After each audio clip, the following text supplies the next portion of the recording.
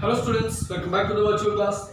In OCM chapter number 5, staffing, we are understanding about the different processes, right, for the staffing. In the process of staffing, we have started understanding about the first step, and that is the recruitment. So recruitment શું છે એ આપણે last session માં શીખી ગયા. We understood the meaning of the recruitment in the last session.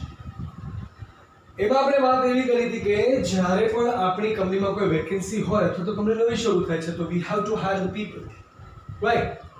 તો જ્યારે પણ કંપનીમાં વેકેન્સી હોય અને એ વેકેન્સીને ફિલઅપ કરવા માટે to find out the suitable profile and make them apply to our company, એ લોકો જોબ માટે આપણને એપ્લિકેશન આપે ત્યાં સુધીની પ્રોસેસને રિક્રુટમેન્ટ કહેવાય, right? That means it is a thing to propose or two convince the people to apply for the job in our company, right? A first step આવે છે staffing. તો રિક્રુટમેન્ટ શું છે આપણે જોઈ ગયા. આજે આપણે વાત કરવાના છે કે રિક્રુટમેન્ટ કઈ કઈ રીતે થઈ શકે, ક્યાંથી આપણે લોકોની એપ્લિકેશન્સને એક્સેપ્ટ કરી શકીએ છીએ, or we can say what are the main sources for the recruitment. તો રિક્રુટમેન્ટના જે સોર્સિસ છે ને એ two ways હોય છે. The first one is the internal source and the second is the external source. Internal source એટલે કે આપણા ઓર્ગેનાઇઝેશનમાંથી ક્યાંકથી આપણને એમ્પ્લોઈઝ મળી જાય, બરાબર, અને એક્સટર્નલી આપણે બહારથી એમ્પ્લોઈઝને ફાઇન્ડ આઉટ કરીએ છીએ, બરાબર. તો એ સોર્સ જે છે ટોટલ 13 સોર્સિસ છે, બે પાર્ટમાં ડિવાઇડ કરેલા છે. એમનો ટોટલ થાય છે 13 સોર્સિસ. ઇન્ટરનલમાં 6 અલગ અલગ સોર્સ છે, જ્યારે એક્સટર્નલમાં 7 સોર્સિસ છે. દરેક સોર્સને સમજીએ. The first one in the internal source, it is the promotion, right? Promotion, જે માની લો કે કોઈ સિનિયર પોસ્ટ ખાલી પડી છે, એનો કોઈ જુનિયર છે, વેલ એક્સપિરિયન્સ છે, લાંબા સમયથી એ પોસ્ટ ઉપર વર્ક કરે છે, તો આપણે એ વ્યક્તિને પ્રમોટ કરીને આપણે કોઈ સારી એવી ડેઝિગ્નેશન ઓફર કરી શકીએ છીએ. એટલે કે ઇન્ટરનલી આપણા જે એક્ઝિસ્ટિંગ એમ્પ્લોઈઝ જે છે એમાંથી જ we are going to select someone and we are going to promote them, right? કે જેથી કરીને આપણી જે અપર લેવલની જે પોસ્ટ છે એ ફિલઅપ થઈ જશે, બરાબર. So the first option over there is the promotion. Promotion બે રીતે કામ કરશે. એક તો પહેલી વસ્તુ કે આપણે જે વેકેન્સીસ છે, વેકેન્સી ફિલઅપ થશે, એની સાથે આપણા જે એમ્પ્લોઈઝ છે એનું મોરલ પણ ખૂબ જ રેઝ થશે. શું કામ? કારણ કે એમ્પ્લોઈઝને એવું મનમાં બિલીવ થઈ જશે કે C I work very hard and I have been promoted, that means these are the guys who are going to value my work all the time. અને એને જોડે બીજા પણ એમ્પ્લોઈઝ છે એનું મોરલ બૂસ્ટઅપ થશે કે ભાઈ ના, અહીંયા આપણે કામ કરીએ છીએ તો પ્રમોશન મળે છે. જો ને પેલા માણસને 2 વર્ષમાં પ્રમોશન મળ્યું, અત્યારે સિનિયર પોસ્ટમાં આવી ગયો, right? So this kind of examples can be set. The second is the transfer. માનો કે કોઈ કંપનીની છે 2-3 અલગ અલગ યુનિટ્સ ચાલતા હોય, કોઈ એક યુનિટમાં વેકેન્સી થાય છે, બરાબર, અને બીજા યુનિટમાં કોઈ છે કે જે કામ ઓલરેડી કરે છે, તો એને આપણે ટ્રાન્સફર આપી શકીએ. એટલે કે અત્યાર સુધી તમે આ ફિલ્ડમાં આ જગ્યાએ આ પ્લેસ પર કામ કરતા હતા, હવે તમારે આ પ્લેસમાં કામ કરવાનું છે, બરાબર. ખાસ કરીને માર્કેટિંગ ફિલ્ડમાં આ વસ્તુ ખાસ જોવા મળે છે, બરાબર. ટેરિટરી ચેન્જ થાય, સુરત કામ કરતો હતો ત્યાંથી રાજકોટ મોકલે, રાજકોટથી અમદાવાદ મોકલે, અમદાવાદથી બરોડા મોકલે, તો એવી રીતના એમ્પ્લોઈઝની ટ્રાન્સફર એટલે કે એના જે સ્ટેશન છે એ ચેન્જ થતા હોય છે. તો એ રીતે આપણે પ્લેસ ફિલઅપ કરી શકીએ છીએ. Third is the friends and relatives of employees. જે કંપનીના જે એમ્પ્લોઈઝ છે, બરાબર, એ લોકોને પણ વાત કરીએ કે જો ભાઈ આપણે એટલી વેકેન્સીસ છે, તમારા ધ્યાનમાં કોઈ પ્રોફાઇલ હતું કહેજો. તો આપણે એક્ઝિસ્ટિંગ એમ્પ્લોઈઝ જે છે, બરાબર, એ જ પોતાના ફ્રેન્ડ્સ કે ફેમિલીમાંથી હોય તો એને પ્રમોટ કરશે કે ભાઈ આ વ્યક્તિ છે, બરાબર, તું અપ્લાય કરી દે, અમારી કંપનીમાં આવી રીતના જગ્યા ખાલી પડી છે, જોબ મળે એમ છે, તો તું અમારી કંપનીમાં અપ્લાય કરી દે, તારું જોબનું સેટિંગ થઈ જશે, બરાબર. તો એને આપણે friends and relatives of employees તરીકે ઓળખવાના છીએ. Fourth one is recalling retrenched employees. Retrench એટલે કે છૂટી ગયા. કોઈ એમ્પ્લોઈ જે છે કે જે પહેલા આપણી સાથે કામ કરતા હતા, બરાબર, હવે આપણી સાથે કામ કરતા for any of the reason, better option મળ્યું હોય કે કોઈ રીઝનથી, કોઈ પણ કારણોસર એ માણસે આપણી કંપની છોડીને બીજી કંપની સિલેક્ટ કરી લીધી. જ્યારે આવી પ્લેસ ખાલી થાય તો એ માણસે પહેલા પ્રોફાઇલ ઉપર વર્ક કરેલું છે અને સારું એવું કામ કરે છે, બીજી કંપનીમાં જે પ્રોફાઇલ ઉપર વર્ક કરે છે એ પોસ્ટ આપણી ત્યાં ખાલી છે, તો આપણે આપણા એક્સ એમ્પ્લોઈઝ જેને કહેવાય એ એક્સ એમ્પ્લોઈઝને પણ બોલાવી શકીએ કે ભાઈ તું એ કંપનીમાં શું કરે છે, ભાઈ આપણી કંપનીમાં સિનિયર પોસ્ટ ખાલી થઈ ગઈ, તારા જવાની જરૂર છે, ચલાઈ જા પાછો, બરાબર.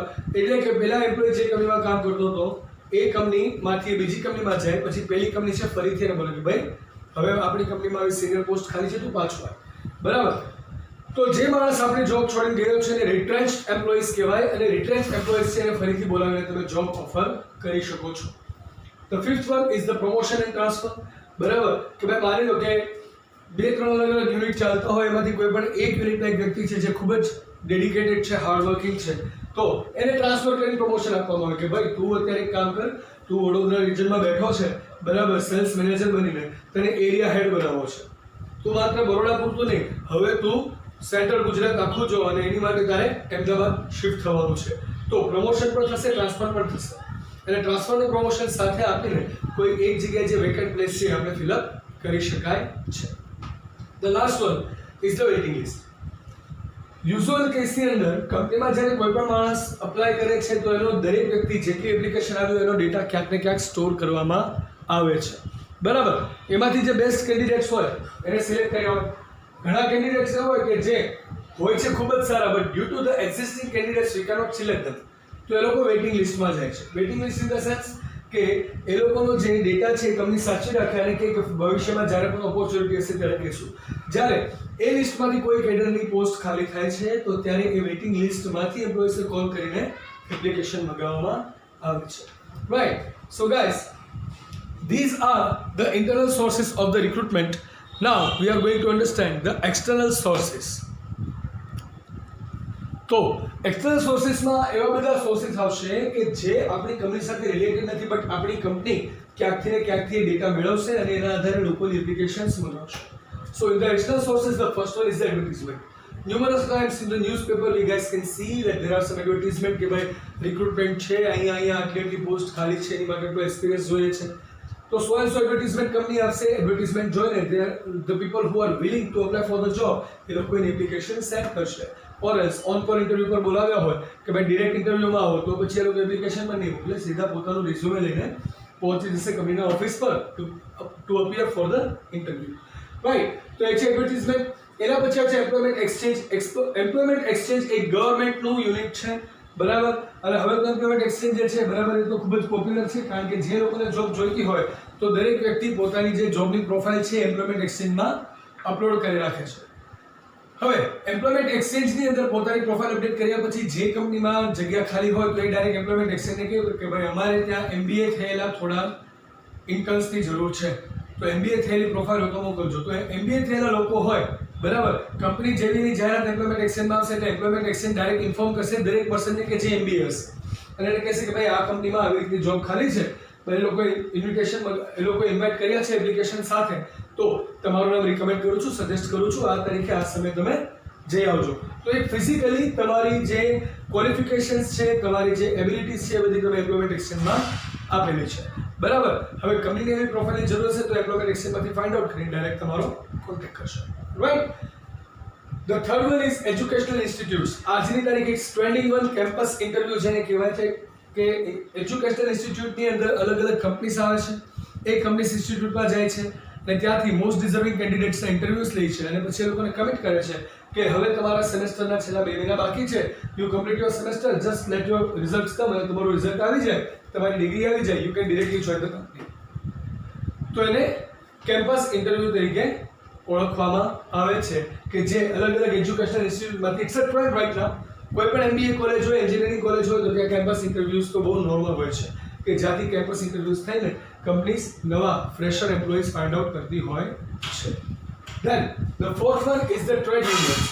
ટ્રેડ યુનિયન્સ, અલગ અલગ ટ્રેડના અલગ અલગ યુનિયન્સ હોય છે. યુનિયન્સ જે છે એ બધા જ લેબર્સનો, બધા જ વર્કર્સનો બધો જ ડેટા રાખે છે, બરાબર. એટલે જ્યારે વર્ક ઓછું હોય તો કેટલા લેબર ફ્રી છે એની પણ એને ખબર હોય, તો એક કંપનીમાં કામ ઓછું છે તો એટલા લોકો અહીંયા ફ્રી છે, તો એ લોકોને બીજી જગ્યાએ પણ એ લોકો ટ્રાન્સમિટ કરી આપે છે. તો ટ્રેડ યુનિયન્સ છે, બરાબર, એની પાસે દરેક એમ્પ્લોઈઝનો કોન્ટેક્ટ હશે અને જ્યાં જેટલી જરૂર હોય, બરાબર, એટલું ટ્રેડ યુનિયન્સ ત્યાં એને એમ્પ્લોઈઝને ડાયવર્ટ કરી શકે છે. The fifth one is contractors and jobbers. જ્યારે લોઅર લેવલની વાત આવે, જ્યારે વર્કર્સની વાત આવે તો ત્યારે ઘણી કંપની એવા છે કે જે ડાયરેક્ટ કોન્ટ્રાક્ટર્સની સાથે ડીલ કરતા હોય. હવે કોન્ટ્રાક્ટર ઇઝ અ પર્સન કે જેની ડ્યુટી છે કે એ લોકોને ફાઇન્ડ આઉટ કરીને લાવે. અલગ અલગ વર્કર્સ અને લેબર્સ છે એની સાથે કોન્ટ્રાક્ટર્સ બધા અટેચ હોય છે, બરાબર. એ કોન્ટ્રાક્ટર્સ છે, બરાબર, અથવા તો જે જોબર્સ છે એ લોકો આ બધા એમ્પ્લોઈઝને રોજ કલેક્ટ અને રોજ ડ્રોપ કરતા હોય છે. તો પિકઅપ ડ્રોપની એ લોકો ફેસિલિટીઝ આપે છે, તો એને બધા સાથે કોન્ટેક્ટ હોય છે.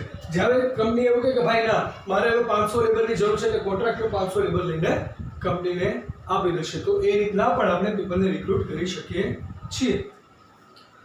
The sixth one is the recruitment at the gate. ઘણી કંપનીની બહાર ગેટ ઉપર મૂકી દીધું હોય કે ભાઈ વર્કર્સ નીડેડ, એમ્પ્લોઈઝ નીડેડ, બરાબર. તો જે લોકો વિઝિટમાં આવે છે, બરાબર, એ લોકો જુએ અને ખબર પડે કે ના ભાઈ અહીંયા ગેટ ઉપર જ જાહેરાત મૂકેલી છે, આ લોકોની જરૂર છે તો એ લોકો ડાયરેક્ટ અપ્લાય કરી શકે છે, right, which is known as recruitment at the gate, કે જે ઘણી કંપનીઝમાં જોવા મળતું હોય છે. And the last one is the most trending type up to now, and that is the modern methods. Employment exchange છે, બટ એ ઓનલાઈન ચાલે છે એવું આપણે કહી શકાય. naukri.com છે, બરાબર, એનું બેસ્ટ એક્ઝામ્પલ બની શકે કે જેની અંદર લોકો પોતાના રેઝ્યુમે અપડેટ કરે છે, બરાબર. હવે naukri.com ની અંદર લોકો પોતાનું રેઝ્યુમે અપડેટ કરે, એ અપડેટ કર્યા પછી અલગ અલગ કંપની છે naukri.com ની સાઇટ ઉપર જઈને અલગ અલગ પ્રોફાઇલ સર્ચ કરશે અને એ પ્રોફાઇલ સર્ચ કર્યામાંથી બેસ્ટ પ્રોફાઇલ છે મળી જશે. That's the most modern method up to now, કે ભાઈ ઇન્ટરનેટનો યુઝ કરીને જે એમ્પ્લોઈઝ જ્યાં છે, બરાબર, એની શું પોઝિશન છે, બરાબર, કંપનીના સર્વરમાં બધોનો ડેટા હશે, એના ક્રેડેન્શિયલ્સ હશે, તો એના આધારે એનું સિલેક્શન થઈ જાય. એ સિવાય પણ એક સાઇટ એવી પણ છે કે જે સોશિયલ મીડિયાની જેમ ચાલે છે, જેનું નામ છે LinkedIn.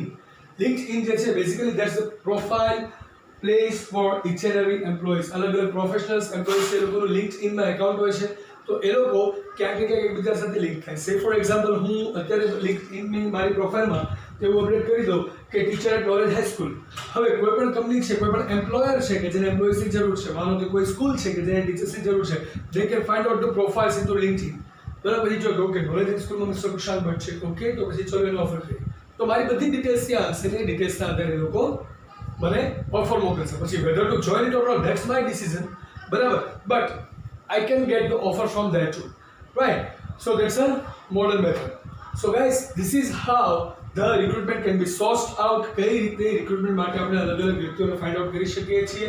કંપનીના ઇન્ટરનલ સોર્સિસમાંથી પણ થઈ શકે છે અને કંપની સિવાયના એક્સટર્નલ સોર્સિસમાંથી પણ થઈ શકે છે. So that was the topic of the day. That is the end of the recruitment. Right, tomorrow we are going to start, in the next session we are going to start the second step, the second process of the staffing, and that is the selection. That કઈ રીતના selection થાય છે, શું છે શું નહીં, બધું આપણે સમજવાના છીએ, right? So guys, that was it for today's session. I'll see you in the next session with a new topic. Till then, it's time to ask for your leave. So goodbye, take care, have a nice time, stay home, stay safe, keep making notes. Thank you.